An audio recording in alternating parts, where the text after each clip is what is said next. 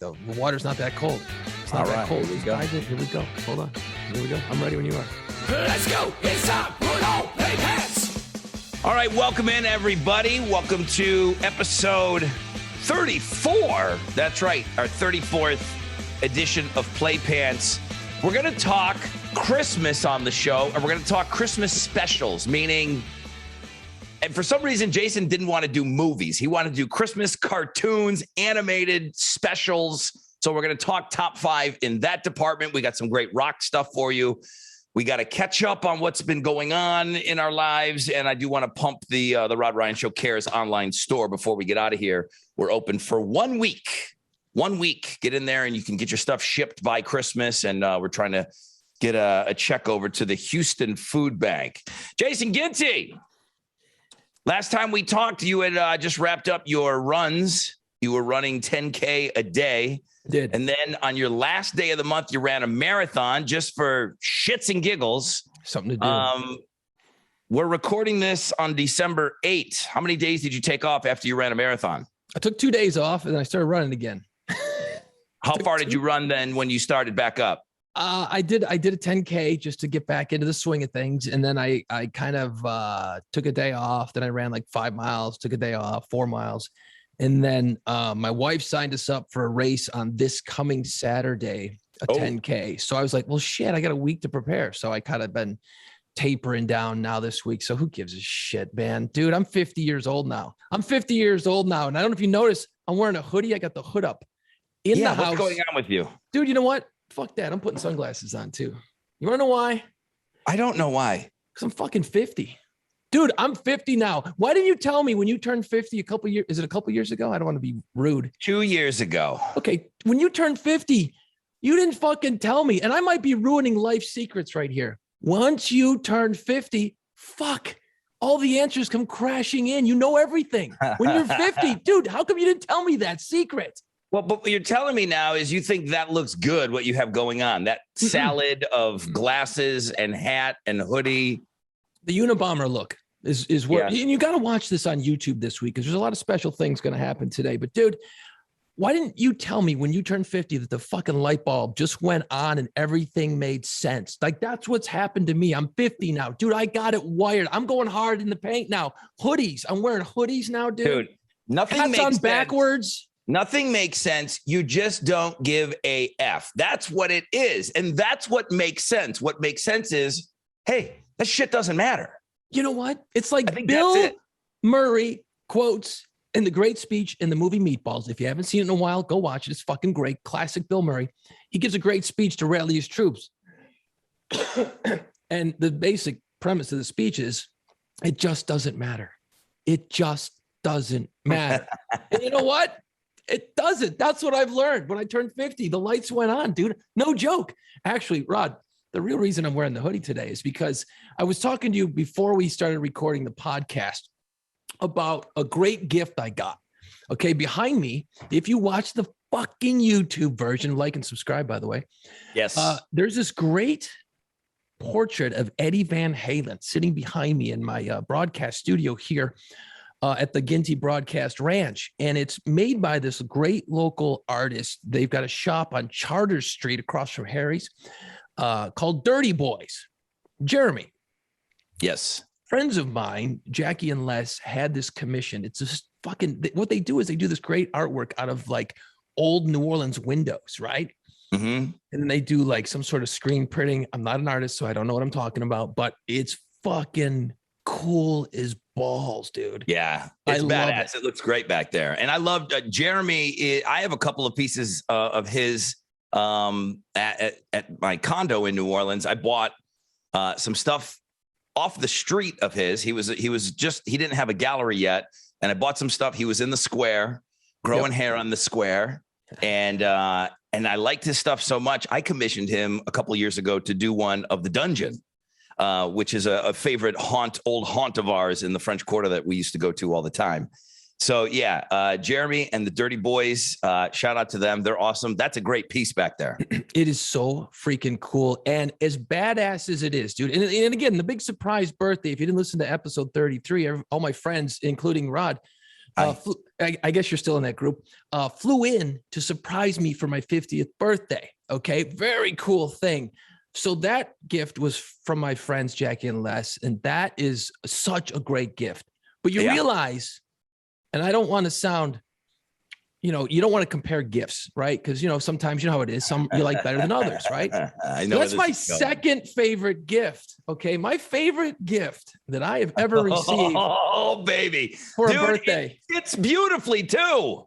This is why you gotta watch the goddamn YouTube, baby. Look at this shirt. Okay, I'm gonna stand up so you get a good look. Okay, now, bro, best T-shirt ever. It is Chad Kroeger and the all different various hairdos of Chad Kroeger. Yeah. And it looks like one of those when girls used to cut their teen idols out of magazines and they would paste them on a piece of paper. It's Chad Kroeger's face pasted all over this T-shirt. Dude, that T-shirt is a beauty. This is the first time I have it on. It fits great. It's got ramen noodle hair Chad Kroeger. It's got flat top Chad Kroeger. It's got girl bob, really brushed out Chad Kroeger. I mean, frosted tips. It's sunglass, shitty sunglass Chad Kroeger. And it could be, and I said it earlier, greatest T-shirt in the history of T-shirts. Well, I'm glad you like it. Dude, I mean, look at this thing. Look at that. Bam, bam. You got goatee Chad Kroeger. And people think that I'm making fun, man. Number one, let me just make sure I make this very clear. And I think you're on the same page. Okay, I like Nickelback. And I get that you guys like to give them a lot of shit, but Nickelback's pretty great. No way. I didn't know you could do that to that shirt. That shirt just got way better.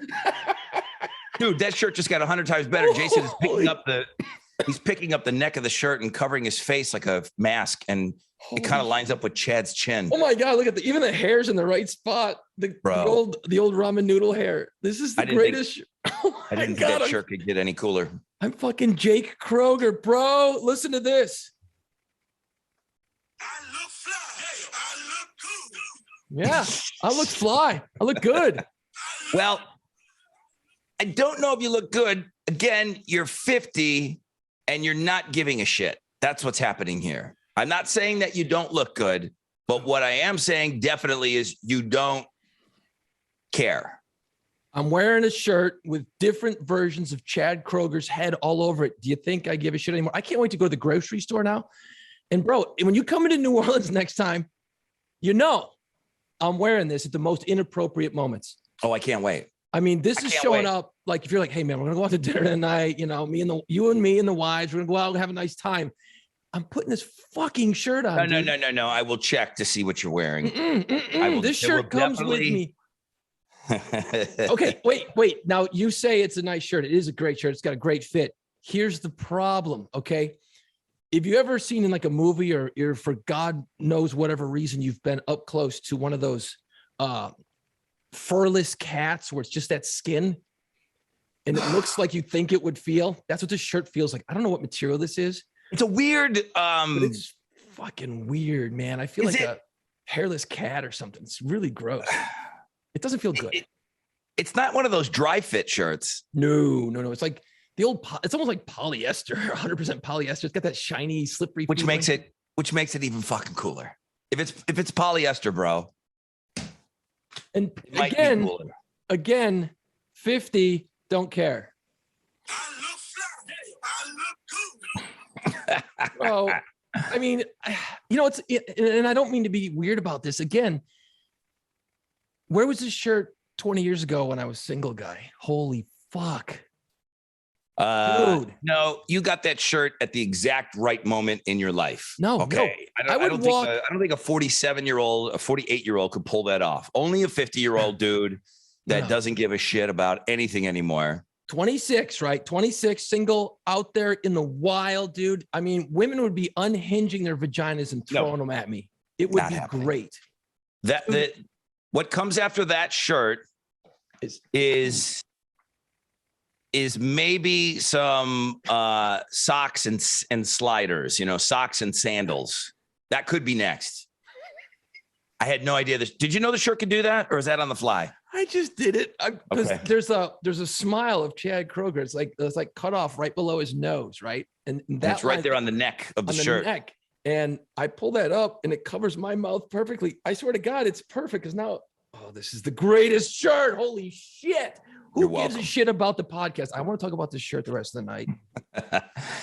There is a couple other music things that I do want to talk about. So, I mean, you can sprinkle in Chad Kroeger all you want. But as we're recording this, and I mentioned it on the air this morning, today's the 8th of December, two huge deaths on this day, on the same date, which is crazy. 17 years ago, Dimebag Darrell was tragically gunned down when he was playing with Damage Plan on stage. And then it's also the 41st anniversary of the death of John Lennon. And my love for the Beatles is growing every single day. This is another thing about me getting older. I never gave a shit about the Beatles, and I'm so wrapped up. I've only gotten through the first part of the Disney Plus Let It Be, right? Let It Be? No, I don't even know what it's called, but it's a 3-part thing on Disney Plus. The first one, it's just awesome. There's so many things to learn from it. It's amazing. Yeah, the thing I've been reading about now is a lot of people putting out articles on it and, dissect it. You got to dissect the shit out of everything, Yes. right? So what I've been seeing, and I've seen a couple of articles on it, which is very cool, is, and we've talked about the creative process a bunch of times on this podcast because that's what we do for a living. We're always creating constantly, and they talk about how there was so much trust.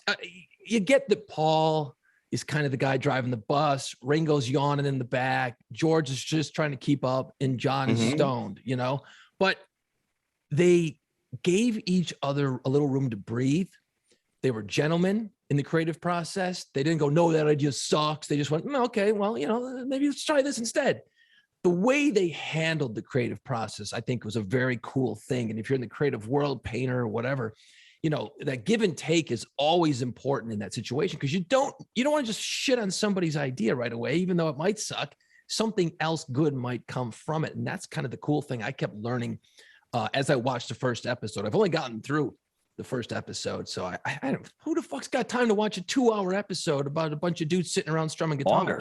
Each one's 2.5 hours or something like that, but it's great. And so John Lennon, it hit me today, and I'm just like a weird numbers guy. John Lennon's been gone longer than he's been alive. He was 40 years old at the time of his death, 41 years since he passed. Mark David Chapman got a fucking album signed by him earlier in the day, then went back and then shoots him. I don't know that I knew exactly, because I know we've talked about John Lennon passing before, and the album where him and Yoko Ono, their album, Double Fantasy. Yeah. It came out a couple weeks before that. Yeah. And it wasn't doing shit. It wasn't doing anything. Okay. He gets shot. The album goes to #1, and it was #1 for 8 weeks. It wins the Grammy for Album of the Year in 1981.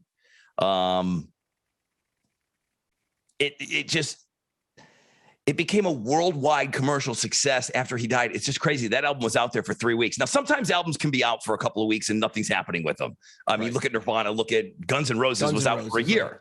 But those were unknown bands, and this was John Lennon, and he was one of the most famous people in the world.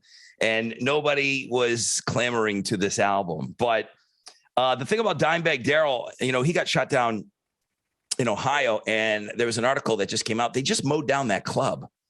And it's been up. I mean, 17 years since Dime was, and 3 others were killed that night.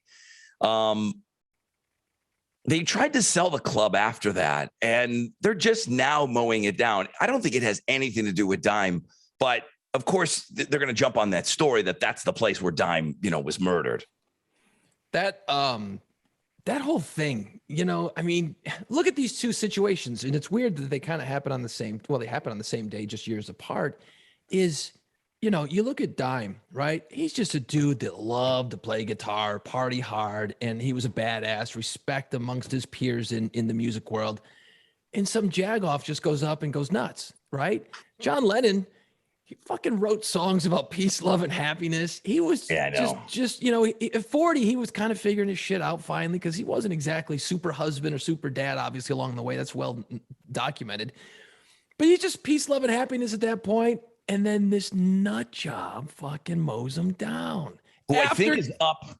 I think he's up for parole next year. He's been up. He's been up for parole several times. It's been 40 years, 41 years. And when you see these things happen, and it happens obviously all the time, but when you see it happen, you're like, what the fuck? Why would that happen? And I was thinking about it today because I knew we were going to talk about it tonight. And it's like, what the fuck are we going to talk about that hasn't already been talked to death about John Lennon getting shot? You know what I mean?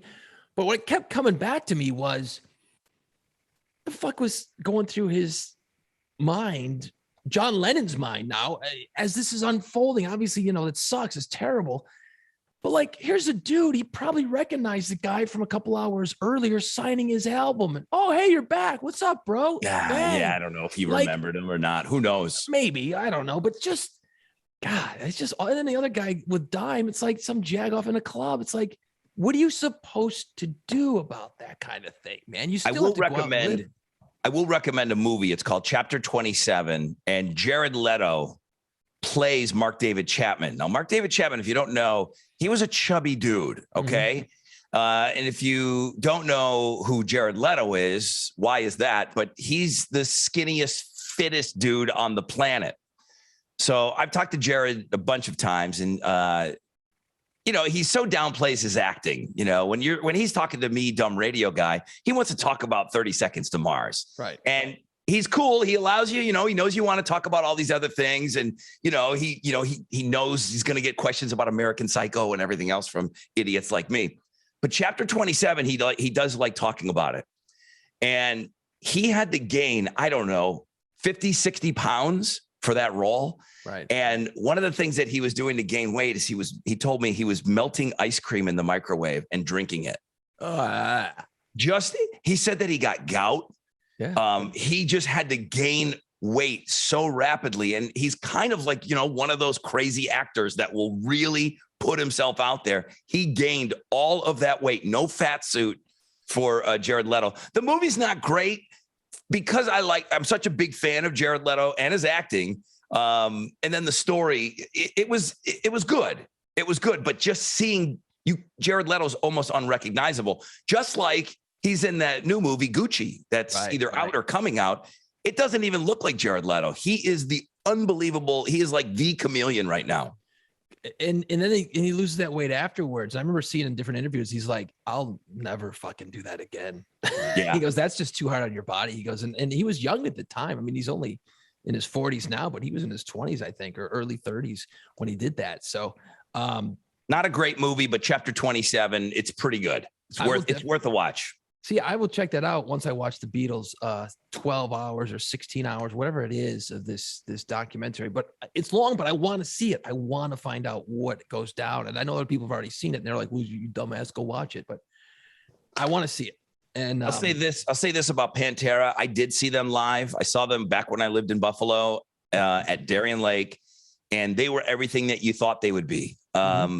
They were such an incredible force. I would have to liken it to Rage Against the Machine, which Rage Against the Machine is one of my all-time favorite bands. And they just did something on stage that no one else could do. Pantera was right there. And Dime you couldn't take your eyes off of him. Like Phil's voice, Pantera wasn't always like my favorite thing. Some of that growling and the screaming, but the musicianship, Dimebag Darrell he was the real deal, and he was as good as anyone has ever told you. Seeing him live was just next level. His guitar playing, he was amazing. And you knew that the dude was they partied, man. That band partied their asses off. But bam, when they hit the stage, because Vinnie Paul, his brother, was a great drummer too. But man, Dime was amazing. And, I know your love of the man behind you, Eddie Van Halen. I don't know anyone else that Eddie Van Halen went to their funeral and laid a guitar in their casket. I've not heard of Eddie doing that at a bunch of different funerals. To my knowledge, he did it at exactly one, and it was the Van Halen 2 guitar, the Bumblebee looking one. And I think that's what, black. Yeah. I mean, Gene Simmons gave him a Kiss casket, blah, blah, blah. Nobody's surprised at that. Eddie Van Halen showing up with one of his guitars and laying that in Dime's casket. That's unbelievable, because, I mean, that was Dime's guitar god. And what's weird is because they were so heavy all the time, and I'm not super Pantera fan. I mean, a little bit goes a long way with that situation. I love the band, but for Eddie to do that, it just goes to show you these guys had that appreciation amongst their peers. I just saw a thing today with Sammy Hagar talking about Vinnie Paul, who just passed away a few years ago too. Yeah. And what a great dude he was. Just cool dudes, just awesome dudes. And everybody loved those guys. They would go to Texas, they'd come here to Texas, they'd go partying with them guys. Like it was like a hang. People wanted to do the Pantera or at least the Abbott brothers. They wanted to do that hang. They had a strip club, outside of Dallas. And there was it was legendary. The stories of hanging out with those two brothers. If you could keep up with them. Sammy Hagar, he seems like a guy that might be able to keep up with those guys. Yeah, he said that Vinnie Paul would go down to Cabo all the time for the birthday bashes and said that he was one of the guys that would like show up every year no matter what. Like, hey, there it is, and it's going back to John Lennon and just that taken too soon, man. Way too soon. Too soon. There's still more contribution to go around, but it brings me to a point, Ron. I know you're going to talk about it in a second. I kind of want to bring this all around full circle once you talk about what David Lee Roth is about to do. Oh. I know this is pissing you off. I'm infuriated, to be honest with you, but go ahead. Well, David Lee Roth he came out a couple weeks ago and said, okay, I'm done touring. I'm done doing live shows. I got 4 shows in Vegas planned. Yeah. And those will be it forever and ever. And ever, forever, that's it. He didn't go into details, didn't say anything. Just said, I'm done. I'm going to do these shows and I'm going to throw in my chips on live. He didn't say he didn't say anything about not recording or doing anything. He just said, no more live shows. That's so taxing on your body and everything. And that's what he said. His big point was, look, man, I'm not a young guy anymore. And for me to do these shows the way that I want to do them, I have to really train, really prepare, really rehearse a lot. He says it takes a lot for him to pull off these shows. So he only had 4 shows scheduled in Vegas. And you and I went around and around on a previous episode about how fucking cool would that be? Go see Dave at the end. One of his final shows ever, go to Vegas for the weekend. And we should totally do it, bro. And then we started talking about the fact that he can't fucking sing anymore. He can't. He's kind of fucking cheeseball-y on stage and all this shit. To be at that last show. So January 8th was supposed to be the last show, right? Right. I say supposed to be. And then what did he do, Rod? What did he do? Okay. Well, but before we do that, let's just talk about David Lee Roth. You want to be there. This guy's got fans all over the place. He's in Vegas. It's a destination. So the shows all sell out. Well, what happens with sold out shows? Well, then the StubHubs of the world get involved, and then Vivid Seats and wherever you buy your second tier tickets, because it's even Ticketmaster, they're doing this same bullshit. Mm-hmm. Now there's tickets out there at a premium, and now they're testing the waters, and tickets are going for now $800 a ticket and $1,000 a ticket and more than that. And each show is getting more and more expensive to try to get these tickets to get into David Lee Roth's last show. There is somebody out there that loves David Lee Roth more than you and I. Doesn't care that he sounds like shit.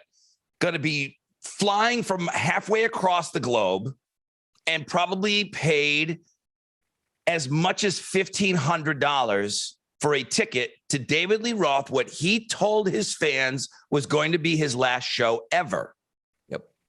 Dude, I got a ticket. That's my guy. I'm going. I'm going to be there. Can you believe it? Last show ever. David Lee Roth just announced 4 more dates.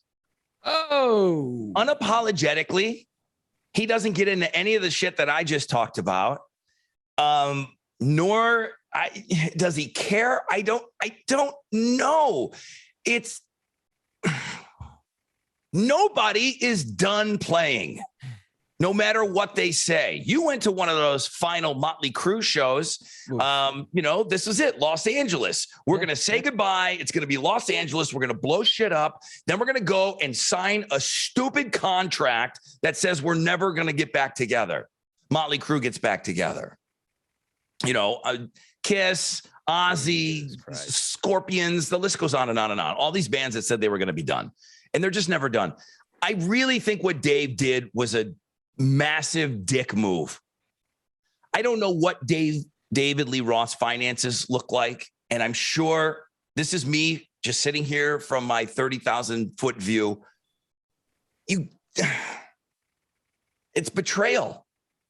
Even if it's not bad if you come back in a year. Okay, it's a year. But to tack on 4 shows, knowing what the ticket industry is like out there, people got screwed, dude. No one on the January 8th, that guy that I talked about, who I don't know, paid $1,500 for that ticket. You think he can call up StubHub and said, hey, dude, can you move that ticket to the last show that he says is his last show? No, because that fucker's paying $1,500. I'm going to buy tickets to the final show for whatever face value is. And I'm be like, all right, cool. I'm there. Yeah. You know, that's what's going to end up happening.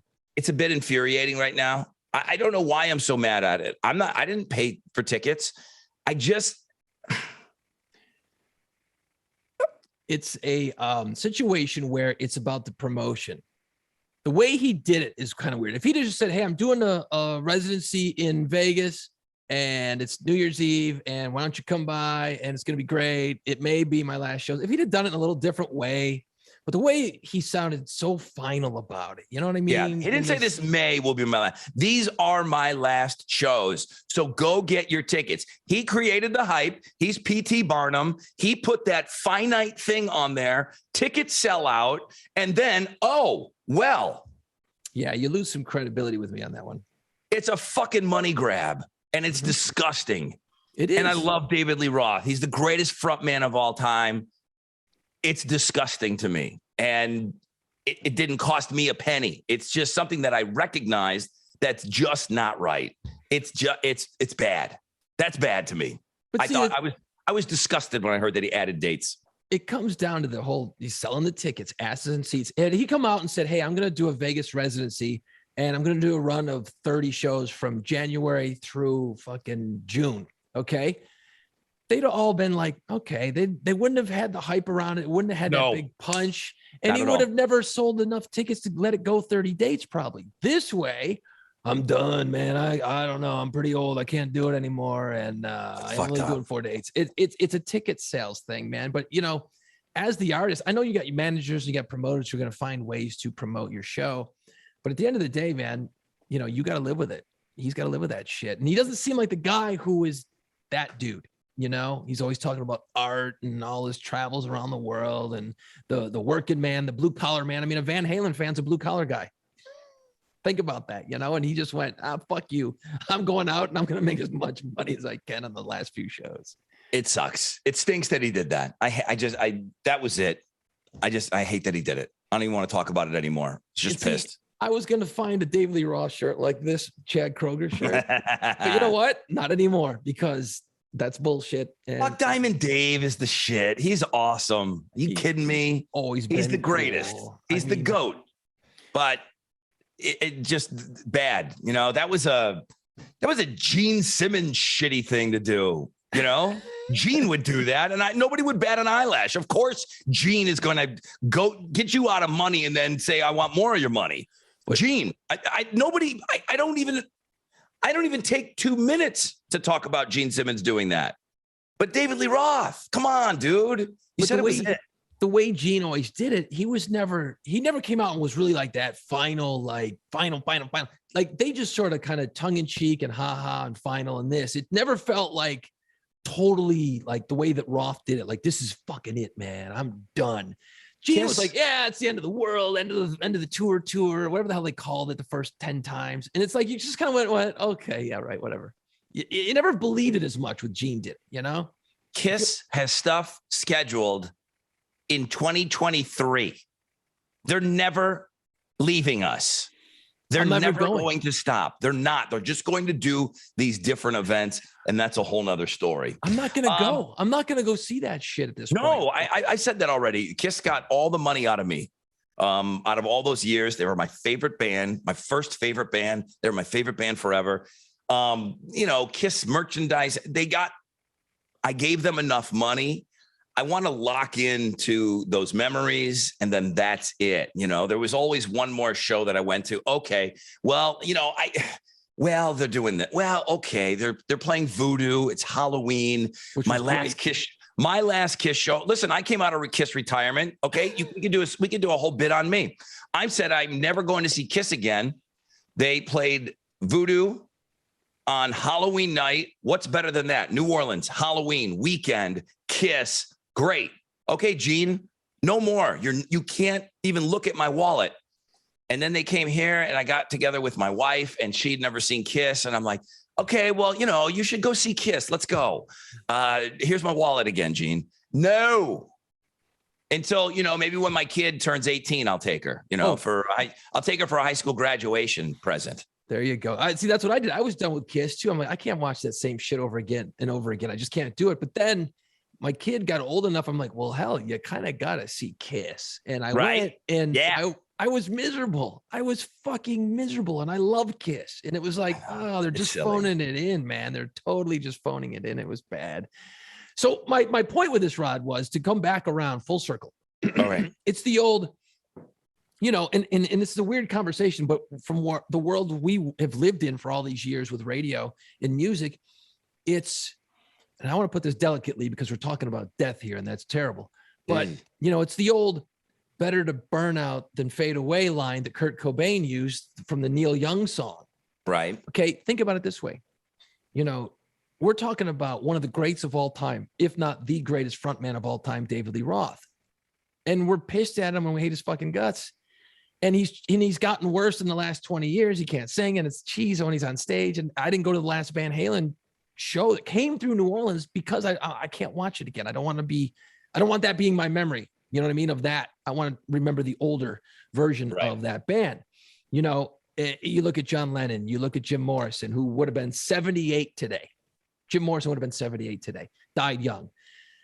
So it's the old, it's also that phrase, never meet your heroes, because you'll find out that chances are they're kind of dicks or they're assholes or they're going to piss you off in some way and you're going to have a different opinion after you meet them. So are we dealing with that with this situation, Rod? Like, I love David Lee Roth, okay? But like, he's long in the tooth. I'm not saying he should have died when he was young. I'm not saying that. But should you just go away after a certain point and recognize it's time to just kind of put yourself out, like REM, just put themselves out to pasture? I'll bring up the other world's greatest front man, okay? Robert Plant. Led Zeppelin was a moment in his life. Yep. He easily, because those reunion things did not go the way that he liked. He didn't like what he heard. He didn't like how they looked. He didn't like the feel. None of it. None of it felt right to him. And no amount of money could get him to do Led Zeppelin again. And I know that everybody would love Led Zeppelin to get back together, but maybe he knows what he's talking about. He's got you locked in to that. I don't even know how long they recorded, 12, 15 years. He's got you locked into that time warp, and they just went out like Seinfeld, they were great. And that was it, cut short because of Bonham. Right. But that's when they stopped and they never really did it again. Live Aid was terrible. No, and awful. And I heard those O2 Arena shows. They don't talk bad about it. If Kiss had ended on Dynasty, I'll go the Elder, Unmasked if they had ended on the Elder and never ever taken their makeup off, Kiss, we would talk about Kiss like fucking Led Zeppelin. That's going to piss people off. If all the hokiness doesn't come afterwards, let the guys just take off their makeup. And then, he does a reality show and he's a goofball, but it's like, no, I was young. I don't put on that makeup anymore. We would be talking about this band as one of the greatest bands of all time. I promise you we would. Well, they would have been in the Rock and Roll Hall of Fame immediately. They wouldn't have had to wait all those years because everybody thought they were a bubblegum kid band. All that would have been washed away. But look, it's like you can use Nirvana as an example as well, because look at that. Wouldn't they have 4 albums? Holy shit. Had they kept going, who knows what would have happened with them. And then they would have kind of, you're gonna fade. You're gonna have the big fade, man. You're gonna not have that sort of white hot heat forever. You just can't. Right. And not everybody's Aerosmith. they kept going. And even Aerosmith, man, they should have stopped probably 20 years ago. Although they still put together a hell of a live show the last time I saw them about 10 years ago. But that's kind of my point is like, and again, I don't want anyone to be dead early. You want to live as long as you can. But I was just thinking about it all day. I'm like, man, some of these guys should have just dropped the mic and walked away like Robert Plant did. He went out and he didn't go away, but he's got 10 different bands he's involved in. And that's cool. It has nothing to do with Led Zeppelin. Sure, he'll bust out some weird versions of Zepp tunes in concert, which is great to hear, great to see when you see him. But he just said, okay, I did that. It's almost like if you're going to do a visual art, right? Like take the Mona Lisa, the most famous painting in the world. Okay, I did it. I put it away. I'm done with it. And then 10 years later, Da Vinci's like, you know what? This bitch needs some bigger titties. And he goes, he starts fucking with it. No, you don't. You leave it. It's hard because it's what you do. It's what you love. But I think a lot of it is, especially nowadays, it's the money that comes in and the pressure from the record labels. Oh, yeah. It's here's me telling Kiss, throw it in. It's like they made $1 billion. They made a couple $1 billion, since Lick It Up. So, hey, shut up, dummy, on your podcast. What do you know? Exactly. Nothing. Exactly. But I don't know. It just got me thinking about that today, with the Roth thing and then the Dimebag and Lennon dying young and all those things started kind of making me think, Jesus, man, is there sort of a cutoff date? Like, I'm sure people have probably been saying it for years about me and radio. I've been doing video in New Orleans. They're like, when the fuck is he going away? It could be tomorrow. Who knows? It probably will be, actually. You never know. But I guess it's hard to stop doing it if you love it. It's what you do. It's what you love. But then I say that and I think, yeah, but do you really love singing I Want to Rock and Roll All Night and Party Every Day? Well, I mean. Still? Okay, that's a guy. Now, it's. Still? 22 years. 22 years. Mornings. Yeah.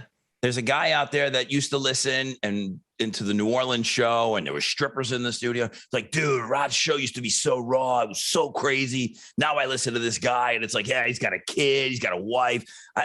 Why does he do it still? So maybe that has something to do with it. Somebody saying, you can't still enjoy waking up at 3:20 every day. Well, no, I really don't, but it's fucking awesome. It's the best job in the world. So Gene Simmons, when he's getting ready to put Lick It Up out, it's the best job in the world. I'm a bass player of Kiss, and we're putting out a new album with Vinnie Vincent. That's his answer. My answer. I do it because I still love doing it. And at the end of the day, if that's why you're doing it, then all right.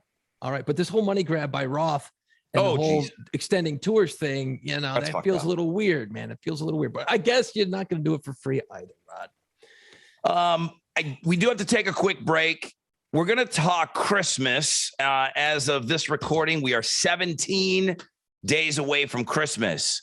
So some big things that happened this week. On Monday was the 57th year anniversary, 1964. The first airing of Rudolph the Red-Nosed Reindeer. Jesus. On Tuesday, 52 years.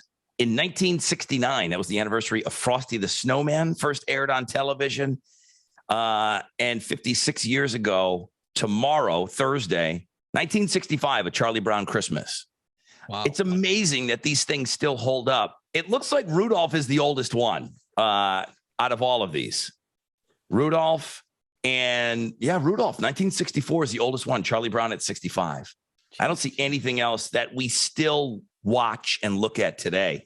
So I threw it over there to Jason. You didn't want to do Christmas movies. You wanted to do Christmas cartoon, claymation, stop motion, Rankin and Bass. You wanted to do specials. We can do the movies next week. I knew we had some time on the movie thing because I didn't want to combine them all together. You know what I mean? Like I got you. As a kid, you watch the TV shows, you watch them, you sit around during the Christmas season. It came on, you saw Charlie Brown or whatever. And it was always a great thing. You loved it because that got you as a little kid. It got you hyped.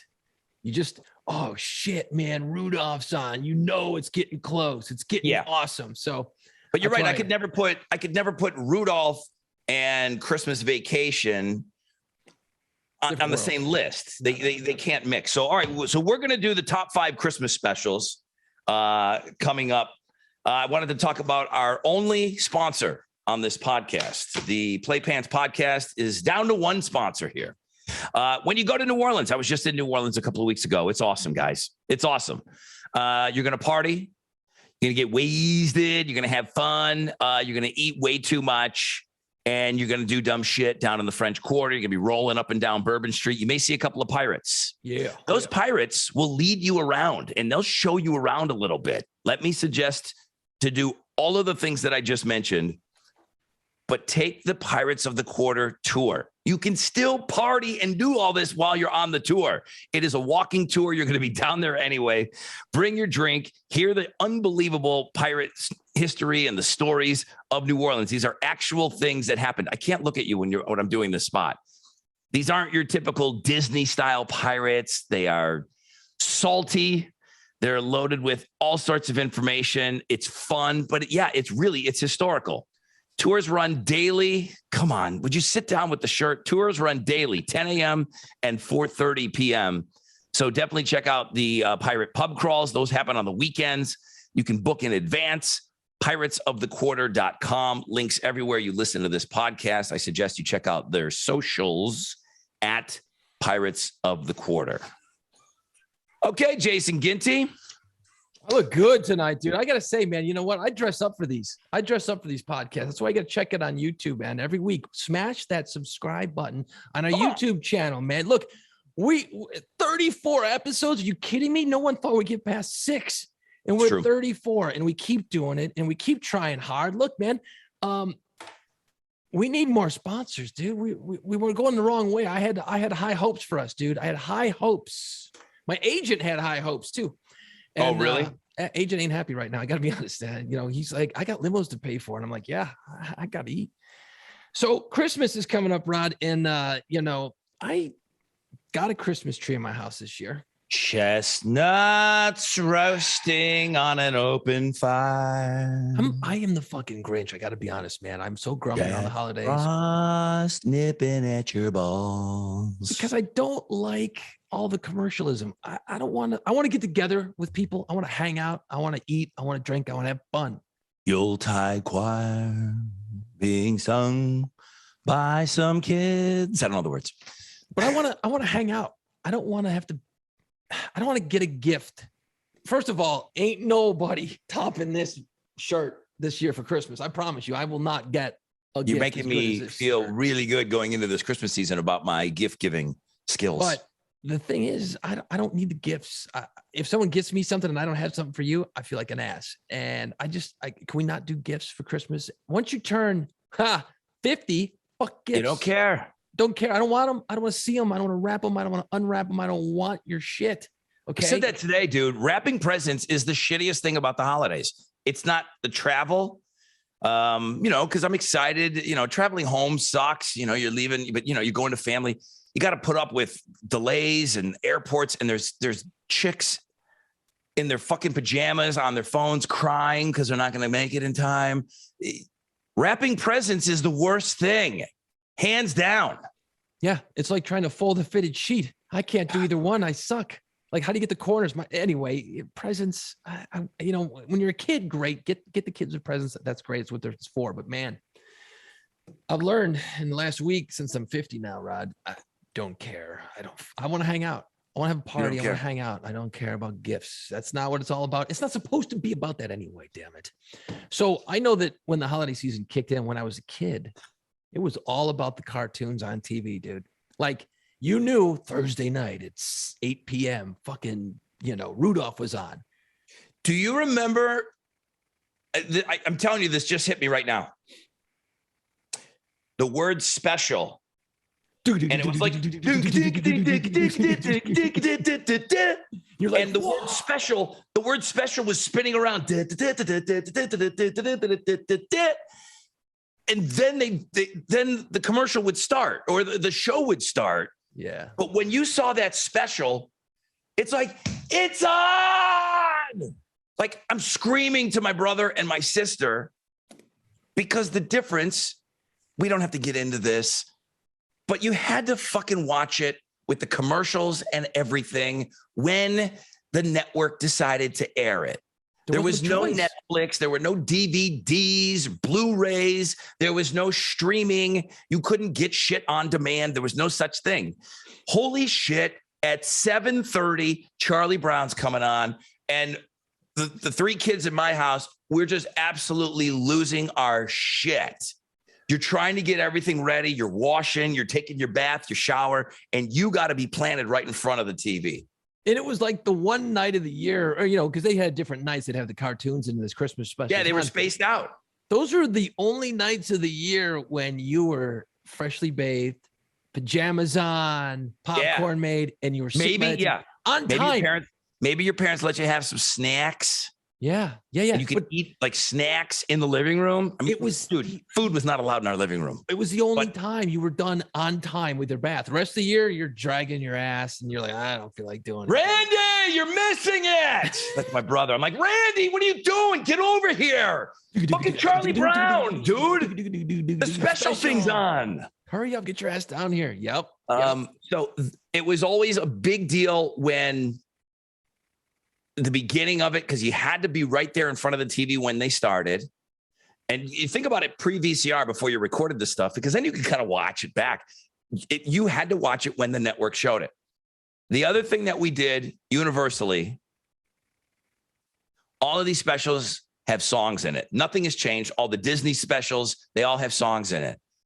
And my brother and I, my brother's 3 years younger, and we're watching this, and it's like, shit, they're singing. Yeah, they're singing.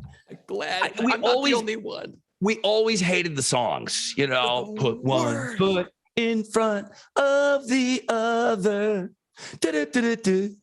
No. The worst one is the one in The Year Without Santa Claus in the beginning, where it's like this slow, like the kids, the little girl's singing and she's crying, and The Year Without Santa. Have a blue Christmas without you. Every Sets year, up the whole fucking thing, dude. That's the one song I liked. What's the matter with you? That set up the whole special. All the songs sucked. Like, why are we singing this thing? Just get to the cool shit. I don't care about the stupid songs. That was just like, okay, they're gonna sing for 2 minutes here. Let's just beat each other up. So we were just like, we'd just be slamming each other around. Yeah. The songs, we noticeably were upset when the songs came on. Damn, they're singing again. Shit. It pretty much ruined me for musicals for the rest of my life. I've never liked musicals either. I'm like, me neither. Who's singing? Why would you sing right now in the kitchen? That's bullshit. You're fixing your car, John Travolta. You're not singing. I don't give a shit if you're calling it Grease Lightning. You're not singing. You're fixing the fucking car. Grease Lightning, go Grease Lightning. You really got to watch the pod because I'm doing the Grease Lightning moves too. Why don't you give me your top five? No, right? Top five Christmas specials, non-movies. So Ralphie, You'll Shoot Your Eye Out is not on your list. Just making sure we're clear on this. No Elf, none of that shit. Right. Yeah, exactly. It's got to be like a cartoony thing or at least under an hour, I believe, because some of the cartoons were long. One that I had forgotten about, and I kind of went and kind of dug it up today just to make sure it didn't suck, is, and I'm going to sound like an ass when I say this, Mickey Mouse's fucking Christmas Carol. Although they didn't call it Mickey Mouse's fucking Christmas Carol. It was just Mickey Mouse's Christmas Carol. They took and condensed it down to like a half-hour episode. Mickey Mouse is Bob Cratchit, and then Donald Duck is Ebenezer Scrooge. I'm telling you, with your kid, introduce her to that, because that is great way to get into that Christmas Carol story, because it's been done 1,000 times, by the way. I haven't seen that in forever. It's good. It's not like on a lot of people's radar, but that's a good one if you got like a youngster. Any idea on the year on that? I mean, that's 80s. Yeah. No, I don't know. I wouldn't know. I probably worst guy on the podcast ever, by the way. Don't do my research. There you go. Anyway, number five. That's a good one. Number five. Number four. Santa Claus is coming to town. That is the origin story of Santa Claus. It was that was a Rankin and Bass deal, I believe. That's where you had the young Santa Claus. He takes his adventure to the North Pole. And it's great. It's got who's the fucking dude who voiced it? Fred Astaire. My God, we're saying names that nobody knows right now. Fred Astaire is the mailman. Yeah, and he kind of narrates the whole thing in that one. Right. It's good. It's one of the Rankin and Bass, the claymation or whatever, the stop motion thing, the puppets. Yes. Always like that one. That one's number 4. Mickey Rourke, or not Mickey Rourke, Mickey Rooney. I was like Mickey Rooney. Mickey Rooney is the Santa Claus. That's right. He does the voice for Santa Claus. Mickey's A Christmas Carol is 1983. 83. Very good.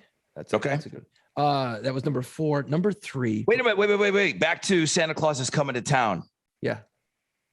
That's a 60s or early 70s one. Yeah. That's 70s.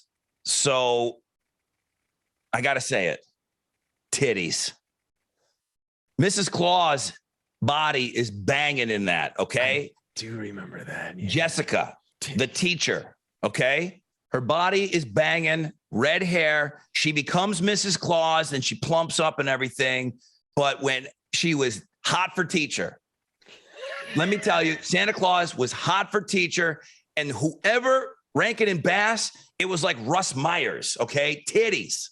Okay, move on. I'm sorry. Dude, it's a puppet.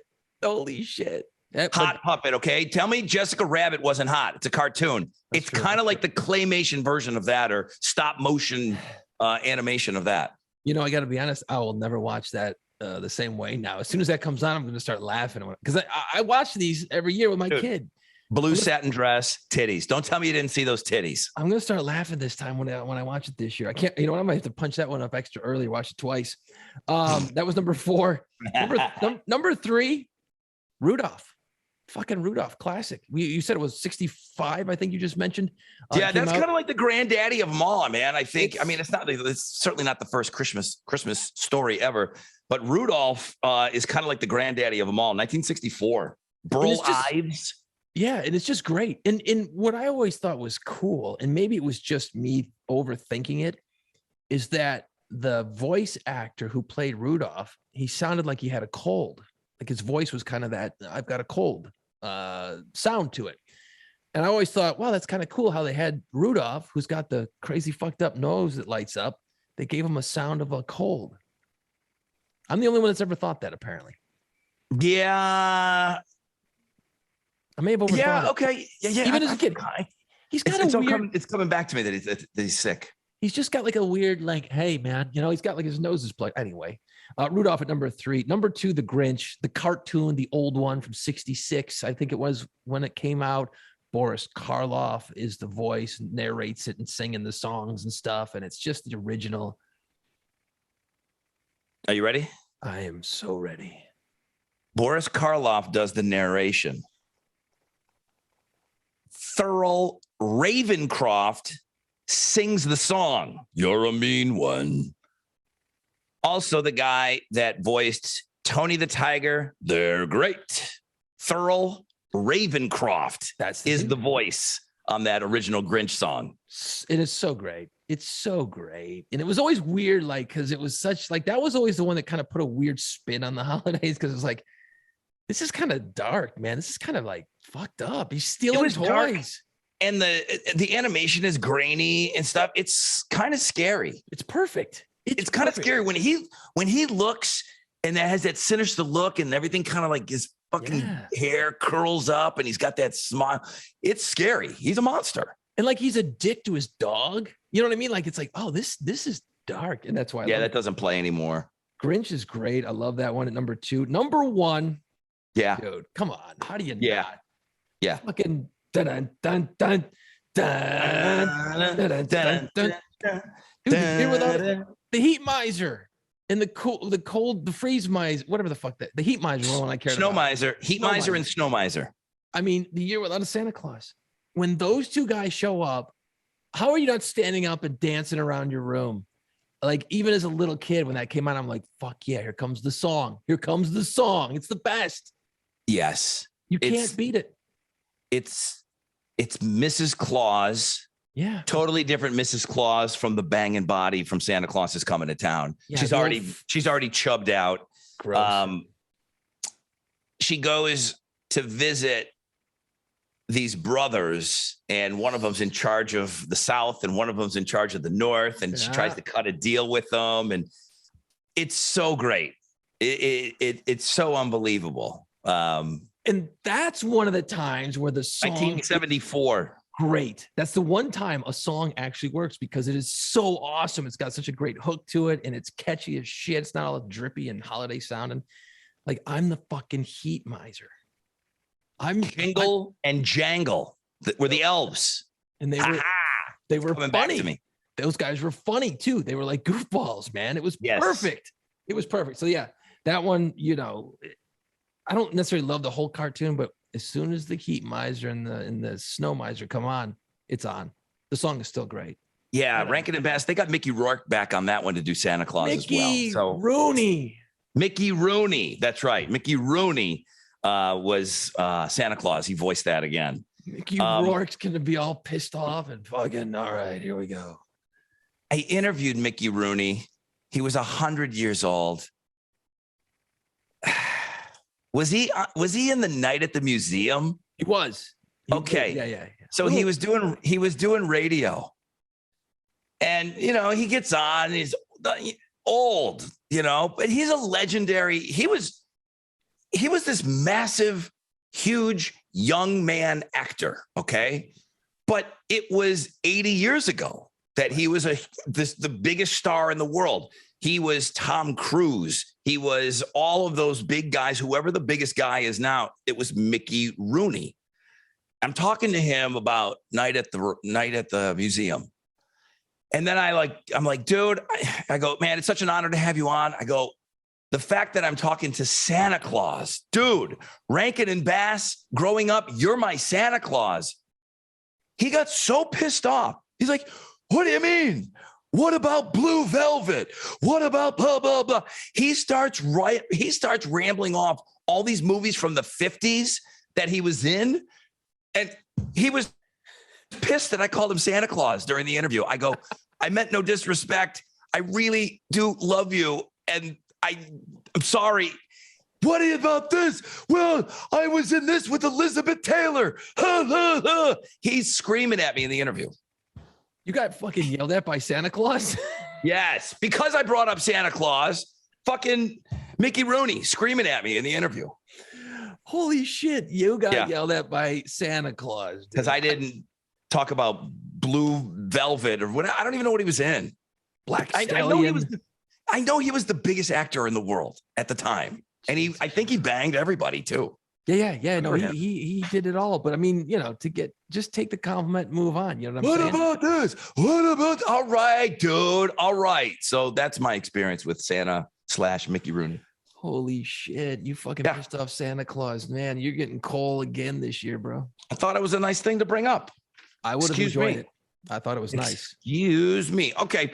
As I see it, 1, 2, 3, 4, 5, 6, 7. Did we have the same 5? 14. But I pulled this. I really went out and looked to see, okay, what's even being considered here? There's a lot of new stuff out there. I'm not putting Frozen on my list. That's a movie, though. That's a movie. Yeah, that's true. And it's not even Christmas. It's not even Christmas. You're right. It's not a special. What about Polar Express? That's a animated feature length. I don't like it. The animation is so off on that. It's the kids look creepy. Yeah. Their teeth are brown. I don't know what they're doing. There's really no story. Polar Express. I didn't read it growing up, but the animation is creepy as all get up on that movie. So not in there. I didn't know it was a book. There you go. I think so. Really? I didn't love the movie. I've seen it a couple of times and I always kind of fall asleep halfway through. So, you know, it's not good. Because there's no fucking story. It's like Cats on Broadway. They don't do anything. They sing a lot in Cats, though. Ugh. In at number 5, Charlie Brown Christmas, dude. Charlie Brown. You could just count on him. Charlie Brown owned from Halloween to Christmas, those 3 specials, they were all bangers. And Christmas was a great one because good old Chuck, he was the hero, man. He was the hero. I mean, he was really the hero.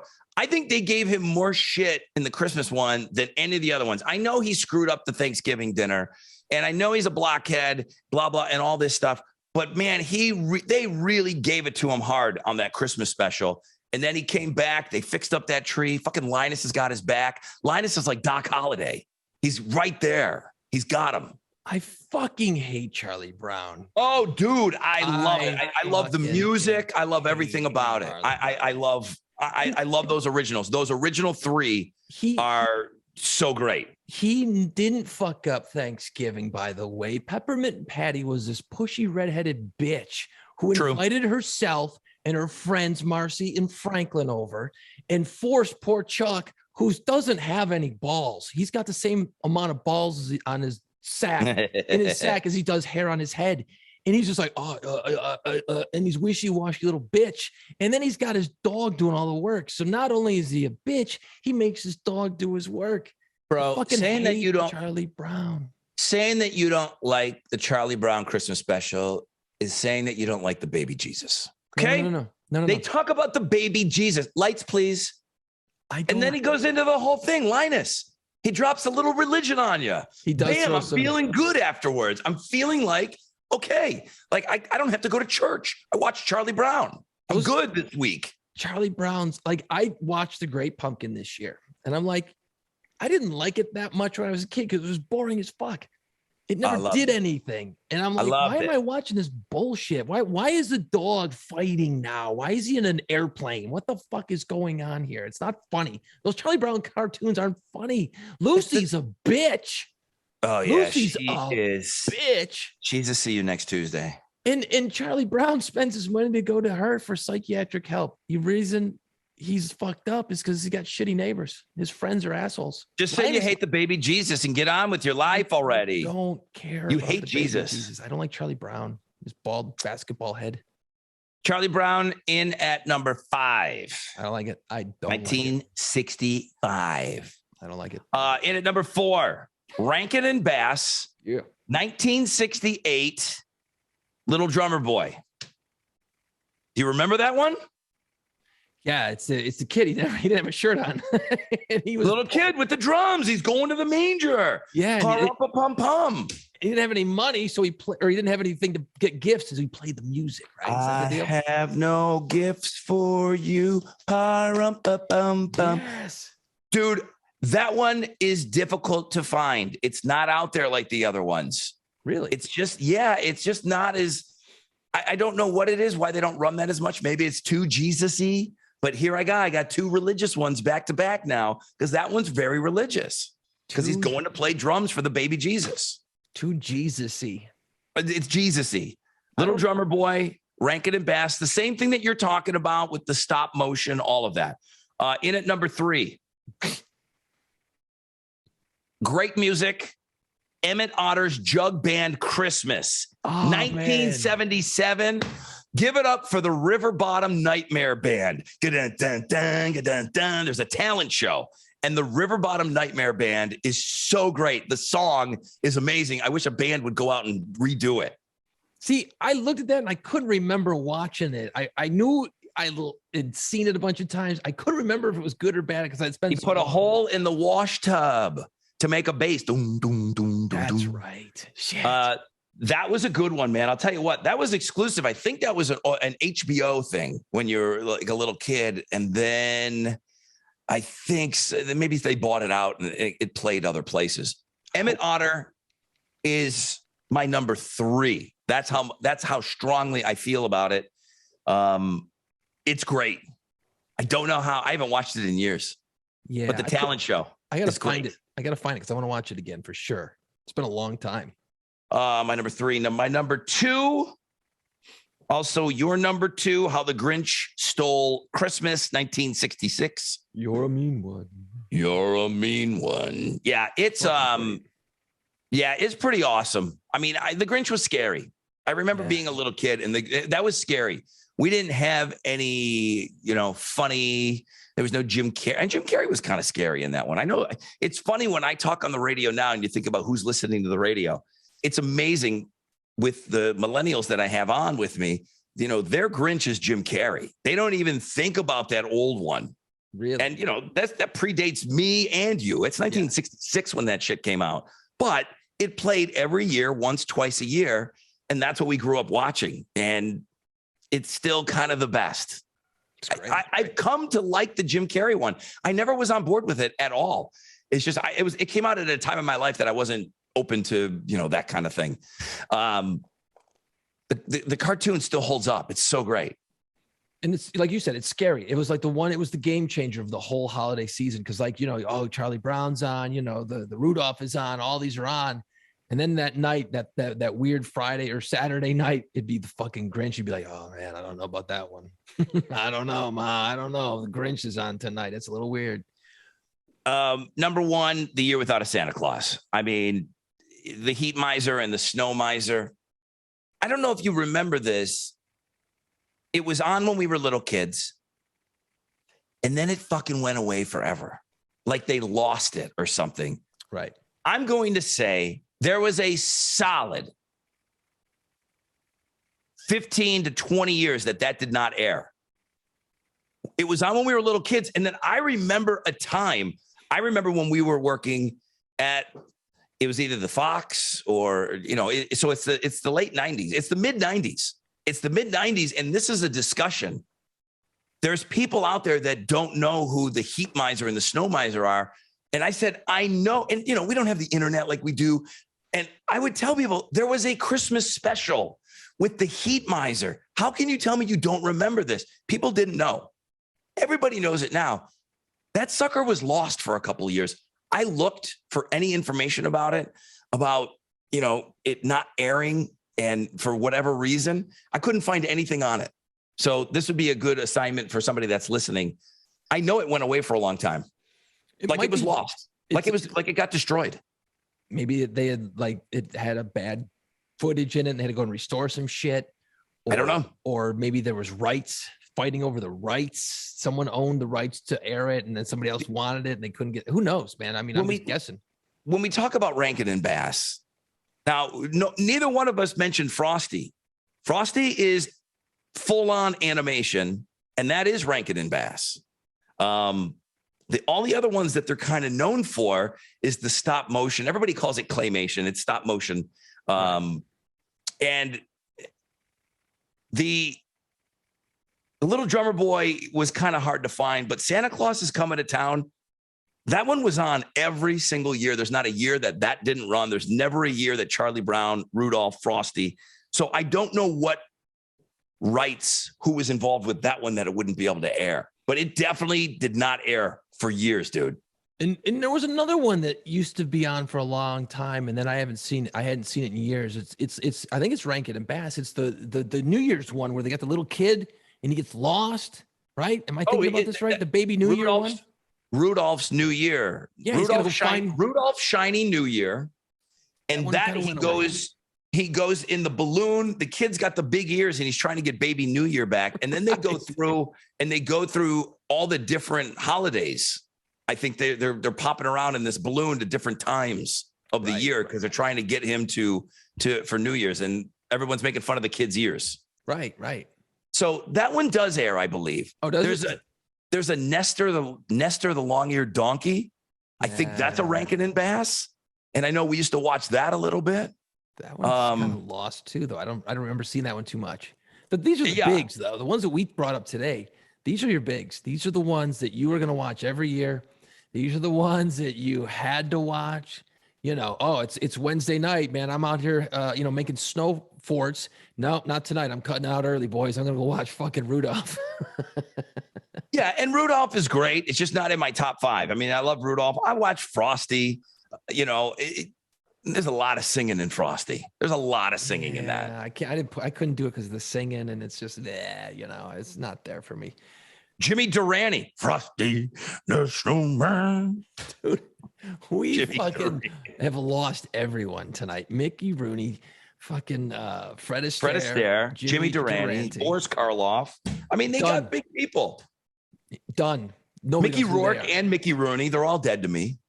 They don't. No, nobody knows who we're talking about. It's crazy, dude. All right. So Henry's how old? 13. anything that we mentioned, will it keep him in front of the TV for 30, 45 minutes?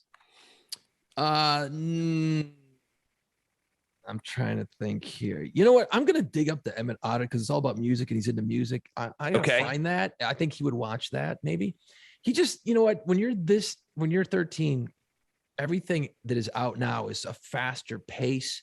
It moves. They're punching you in the face right from the word start with a good line. They're hooking you in with a great story right out of the gate. They're not messing around. Back then, man, it was like, what the fuck is Charlie Brown doing?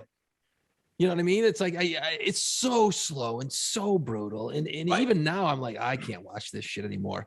I don't think he gives a shit about any of these. I gotta be honest. You know, he looks at me like, this shit's old, dude. It looks old. It sounds old. It is old.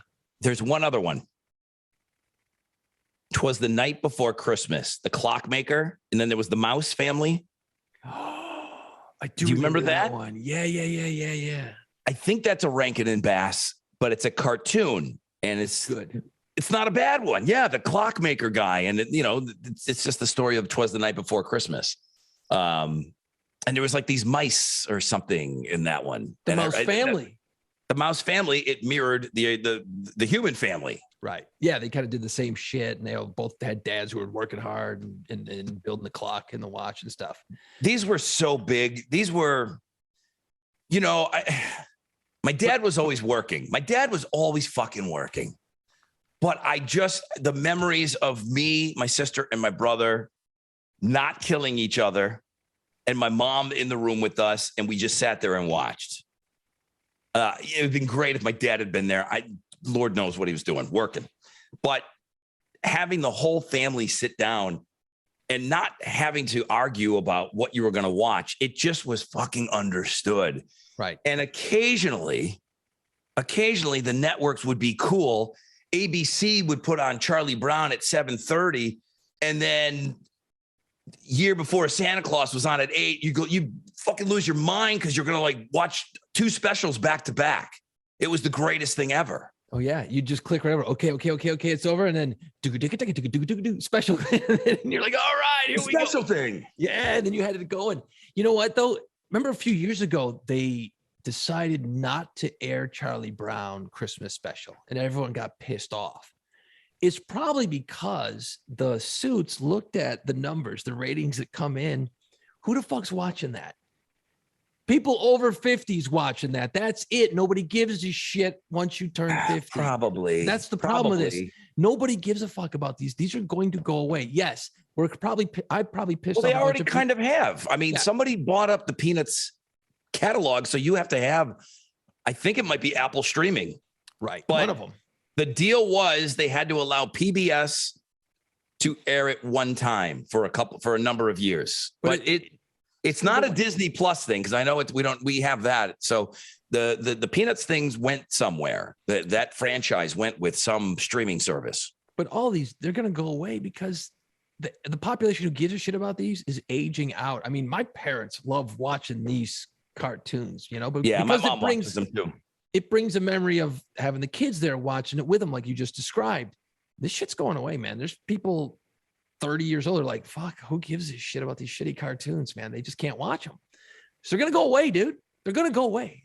Yeah, they're probably going to become pretty hard to. But the Peanuts thing, you see him on this dead celebrity list every year, Charles Schultz. Right. The Peanuts merchandising, he's a top 10 dead celebrity every single year because of the money that this guy brings in. So I don't know, man. I mean, there's only so much Peanuts, I mean, the cartoons, I know that, there was a million comic strips in newspapers, but, talk about something that's gone away. Jesus, that's gone forever. I don't know if the Peanuts, I don't know. I think it's going to go away. It's going to go away. I mean, we're talking about something that came out in the 60s. Right. Our parents and then Generation X watched it because our parents liked it. We were little kids. Our parents were watching. It was still on regular TV. It was a big deal. Yeah. Generation X, that's going to fade out with us, dude. I think it's going to just keep going away. I don't see someone who's 25 going, fuck yeah, dude. A year without Santa Claus is on. Let's sit down. Let's chill. Let's vape. Let's vape. And sync. Dun, dun, dun, dun. You know what I mean? Like, I don't see it. I don't fucking see it, man. I think they're going to go away, and that's okay, because that was our thing. We dug it. We love it. We still love it. I'll still watch them all. I'll fucking sit through Charlie Brown. I'll hate it, but I'll watch it anyway, because it With the commercials and everything. It brings, no, I fast forward through that shit. I ain't got no time for that. But I will, it brings, I watch it because it brings back memories of being a little kid, sitting there in my little footy pajamas, right? Did you have, when you were a little kid, did you have the ones that were like fuzzy? Because we lived up north, so it was cold as shit in the wintertime. And it had the zipper that went from your ankle all the way up to your fucking neck, right? Oh, yeah. And they were fuzzy, and your feet and the bottoms were made of like a plasticky material. It wasn't very grippy from what I remember. It seemed like the design was poor on that. No, that's what made it great. Because if you had carpet in your house, you could run and slide like a motherfucker. And then, you know what we did one time? We found out, like, my brother's job was to dust the house every Saturday, and my job was to vacuum the house. So my brother got the pledge out. He's fucking, you know, he's got this, he's squirting the shit, right? He's supposed to be dusting. No, he's chasing me around, squirting me. He got the carpet full of the pledge, which that stuff is like greased lightning. You could slide through a fucking entire mall if you pledge a carpet with those footy fucking pajamas on, dude. We almost killed ourselves for about 6 hours just running and sliding, smashing into shit. It's a little pro tip that we learned as little kids. Pledge footy pajamas with a plastic on the bottom, bro. You got a night of fun. Sliding around like Tom Cruise in Risky Business. But you just slid right through fucking 6 walls and end up in the neighbor's house. You'd have been like his car at the end of the movie down in the fucking lake or whatever that was. I used to lay on the floor, and we had the register for the forced air, like the heat to come out. Mm-hmm. And I would lay on the floor right next to the TV, and I put my feet, and the heat would be blasting on my feet. I'd be laying on the carpet in the living room, watching Charlie Brown, heat blowing on my feet. Fucking A. It was the best. Couldn't be. It was the best. And then I think my mom let us eat some popcorn, you know, some popcorn in our air popper. We had an air popper, right? And it's like, we want Jiffy Pop, Mom. We want the one that on the stove, you know, the one that on TV. It's like, no, that costs more. I can get a whole bag of this stuff. Let's get an air popper. Mm-hmm. And then, we were, because there was no food in the living room. There was no food in the living room. You got Rodney, popcorn on the rug. But yeah, the hot air blowing on my feet, watching Charlie Brown. You can't beat it, man. You can't beat that kind of thing, man. And what did we learn today? We learned that you fucking pissed off Santa Claus. We also learned that Mrs. Claus was young and hot and had big titties. Banging, dude. Bang titties. I've learned. Go back and watch. I can't believe that you guys. I mean, we were crushing on her back in the day. I gotta go back and look at that again. Banging and dead ass. I mean, she was just boom, popping. Dude. Like Nicki Minaj. Bam. In a cartoon, bro. It was a cartoon. It was not even a cartoon. It was stop motion.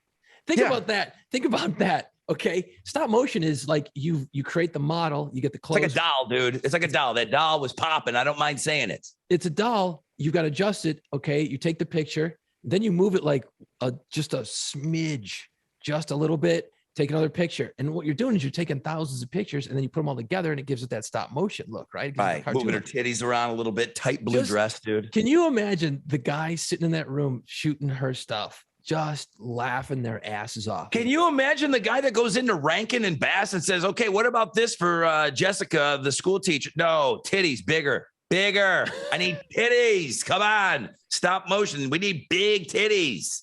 Like that was a conversation. You know, it was. You know, they didn't just go, some dude to just make that puppet and go, okay, guys, what do you think? They're like, oh, that's nice. No.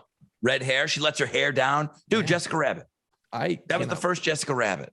Which one was that? The Santa Claus is coming to town?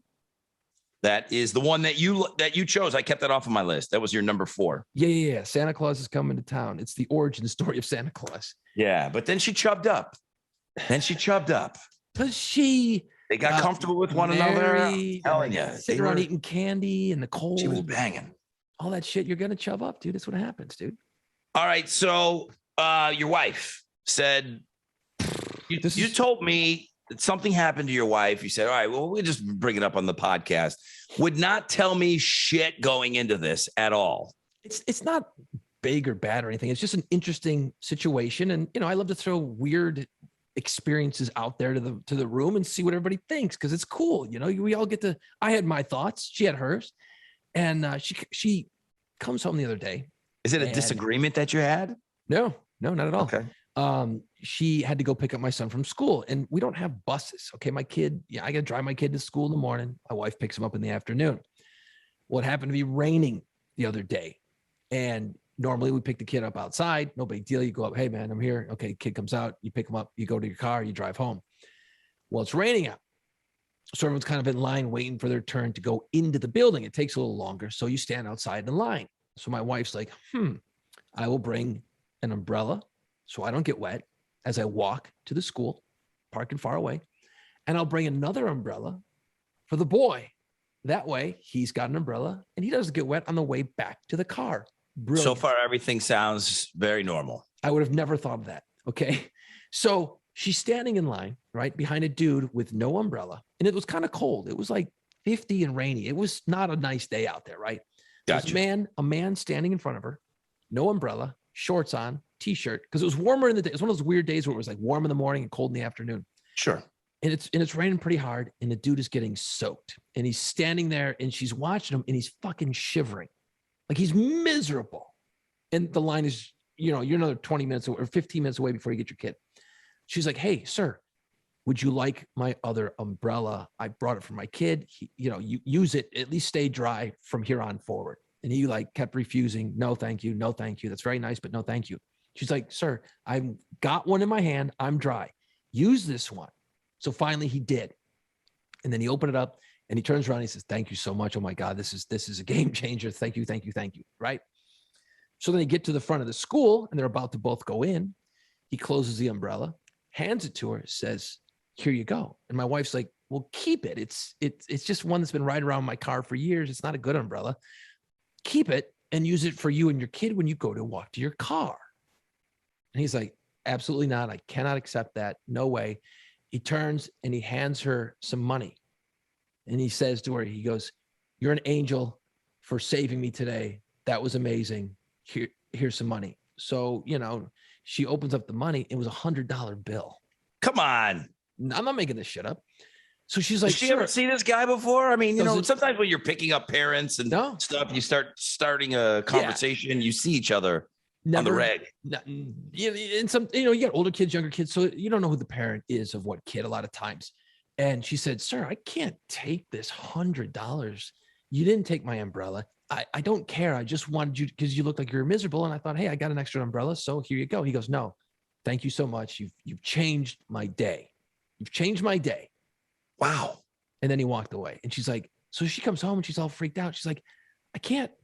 She's like, first of all, who's got a fucking C note in his pocket? Who carries around a C note anymore? Honey, right here. What do you need? I mean, what do you need? And second of all, she was just freaked out. She's like, I don't want it. It's not why I did what I did. I just did it to be nice and help a poor guy who was freezing his balls off. So now she's like all weirded out by the whole thing. And so what she's going to do with it is they have teacher appreciation day at the school. So she's just going to give that money back and pump it into the school so that they can buy gifts for all the teachers and stuff. Perfect. But dude, so I'm sitting to overanalyze it like I do everything. And I'm like, what if this guy was really at the end of his rope, so to speak, really bummed out, really fucked up. And she shows up with an umbrella and all this shit. He turned to her and said, you're an angel. Thank you for this. You've really changed my day. Did you ask about the dude? How old is this guy? She's just, 40s and just a regular dude. He wasn't rich looking. She didn't know him at all. Didn't recognize him. Nothing. And it was just this weird whole thing, man. And she was just like, what? And I'm like, well, what, was he freaked out? She's like, no, he's just standing there freezing his ass off. There's so many stories that came out of the pandemic because this came up about tipping.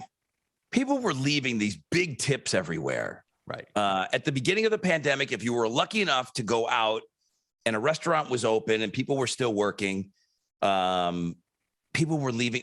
Every day there was 6 stories. Oh, this guy left $100. This guy left $1,000. This guy paid for the 2 tables next to him. There was a lot of that going on. And And people started tipping more too. Even if you didn't leave, $1,000 for everybody to split in the kitchen, people were still tipping more. And they said that, it had been, I hate to tell people what to tip. It's just, I don't make the fucking rules. Just so you know, the standard is about 20%. And even the people on the show did not know that. I'm like, guys, where have you been? It's been 20% for a while. Right. It's just, you don't have to. That's just kind of where it is. Well, it's above that now. And it's never gone back below 20%. The industry standard. It doesn't mean, it's so weird talking about money. I'm not telling you have to do this. I'm just saying that's what's happening. Okay. You tell me to go pound sand. That's fine. I'll go pound sand. But I think that tipping thing and paying it forward in Starbucks, you hear these stories all the time. And your one is the weirdest. Your wife's story is the weirdest one. But I think people are doing that shit. They're going and paying people's layaways. And if there's still a layaway thing, people will walk into a store and they'll pay for somebody's groceries and then run away.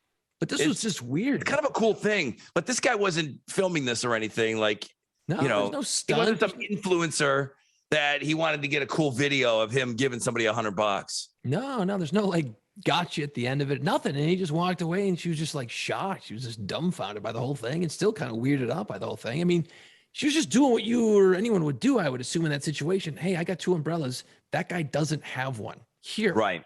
Use this, stupid. Where's yours, you dummy? You know what I mean? So it just, and then when he turned around and did that and said oh my God, you're an angel sent, you've changed my day. It's like, what did he mean by that? You know what I mean? It just seemed like there was a lot of weight behind what he did. Like whatever happened, that was his way of thanking. And I'm just like, weird, man. But again, with the pandemic, people are doing a lot of things a little differently now. And you know what? Maybe it is this, Rod, to bring this whole thing full circle. Maybe the dude just turned 50 and guess what? Doesn't give a shit. It doesn't matter anymore. He's just like, well, here's $100. Thanks. Cool. Bye. See ya. That's awesome. You're awesome. Thank you for doing that. That's what happens. You're 50. Boom. All secrets have been revealed. Maybe that is it. I don't know. But that's cool though that Claudia's giving that money back. She's paying it forward. It's going somewhere good. It's going to a place where it's that Starbucks thing. When it comes up, it's always in some other city. And then I'll kind of throw it out there because I don't go to Starbucks. It seems to be that's the one place where most people are just getting a coffee. So, hey, I'll take this one and I'll buy the one behind me. It seems to happen there. And it does happen locally, too. Mm-hmm. It just doesn't always become a big national story. But, I think there's a lot of that paying it forward right now. It's kind of a cool, hip thing to do. And for this guy not to come back with a release form saying, hey, make sure you're cool to be on my TikTok, blah, blah, blah, and all this. Right. That makes it even it's coming from a better place than filming it and, making yourself look cool to your, 30 followers on the talk. No. If you're doing a charity thing in that situation where it's a small little gesture, that you just do it. You're not filming. If you're filming it on your phone, you're kind of an asshole in my mind. Just do it. Just do it. Buy the coffee. Do it. That's all you got to do. It's the holidays too right now. I'm pretty sure that as people watch this podcast on our YouTube channel, Rod, look at that shirt. Wherever this shirt is available, it'll be sold out by the end of it. It'll be sold out. We should have got in on this before I showed up and wore it. We should have got in on this, dude. Not an easy shirt to find. So good luck trying to hunt that sucker down.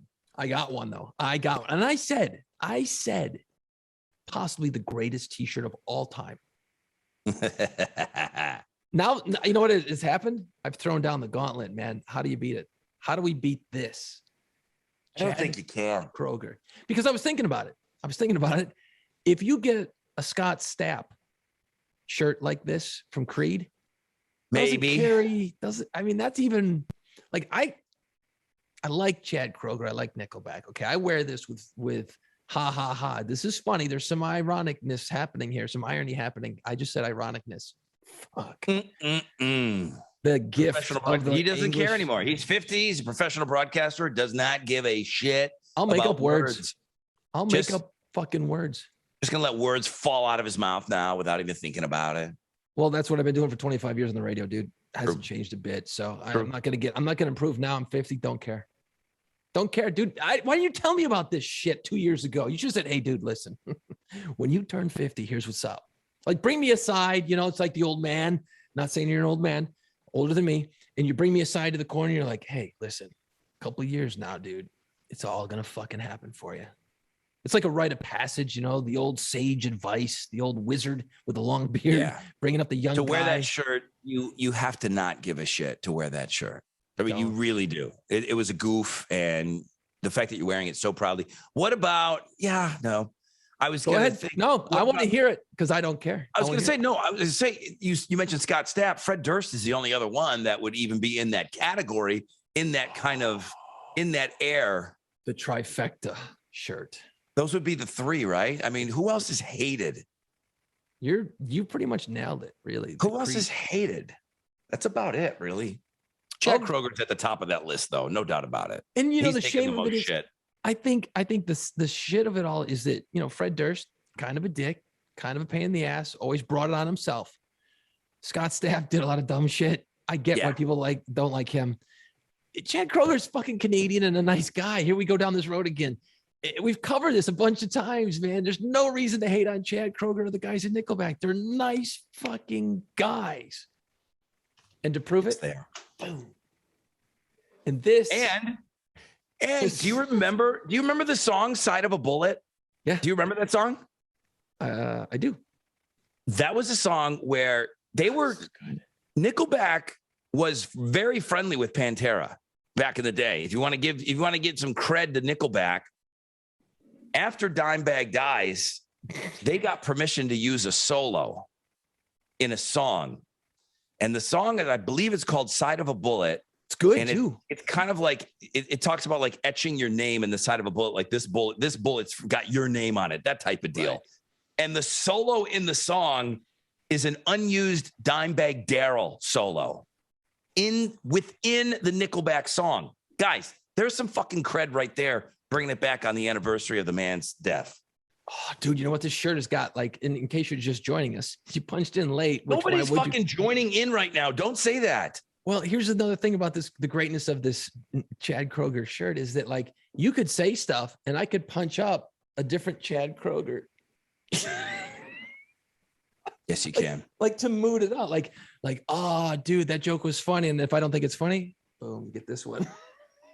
Like, how Chad are you feeling? Like it's like those memes with Dave Grohl's face. Yes. And it's like, what is your Chad Kroeger mood right now? It's like, bro, I just got out of the shower and dried my hair. Boom. I'm feeling like the Hanson Bob Chad Kroeger right now. Where is that one? Right in front, dude. It's the fucking #1 spot. Oh, yeah. And then it's right there. It's like a chest piece. The best one is the ramen noodle hair. Yeah, that's fucking this is good. All right. See? Anyway, I'm done. Any final thoughts? Oh, wait. No. It's the holidays, dude. You got your store open. We can't forget that. That is my final thought, though. Oh, okay, that is good. So my final thought today, as we record on Wednesday, this gets released on Thursday. You'll have a couple of days to get into the Rod Ryan Show Cares online store.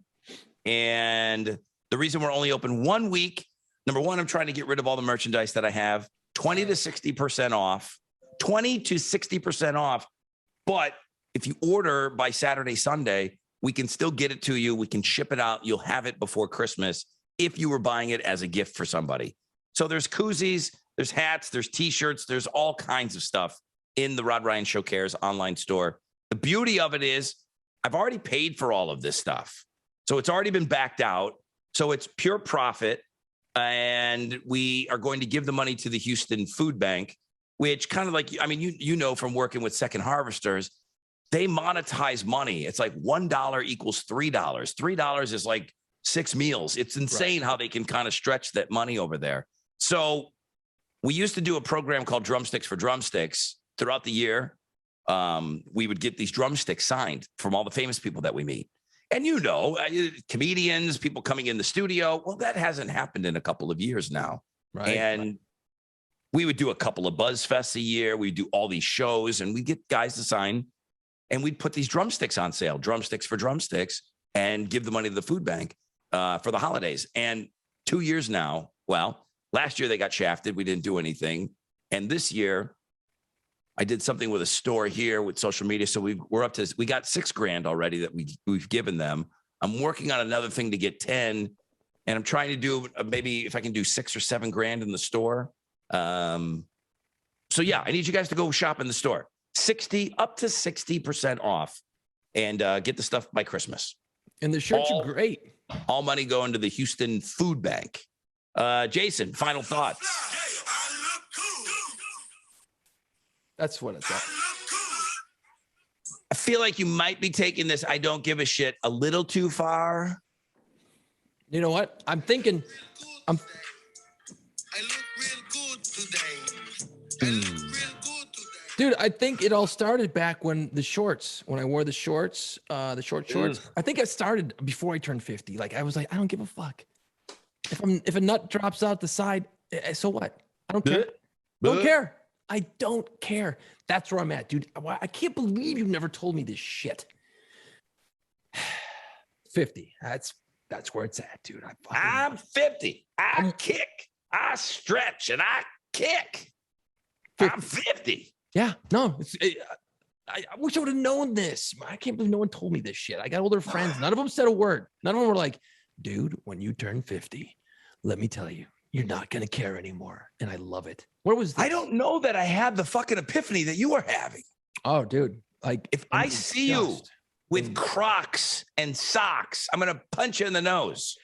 No, there's a limit to this, Rod. I don't give a shit. No. That's what dads do. They're out there mowing the lawn. No. Sliders there's and a socks, difference. which is kind of cool now, ironically. I will wear my running shoes and comfortable sneakers, and I got inserts into my boots now, so I'm comfortable.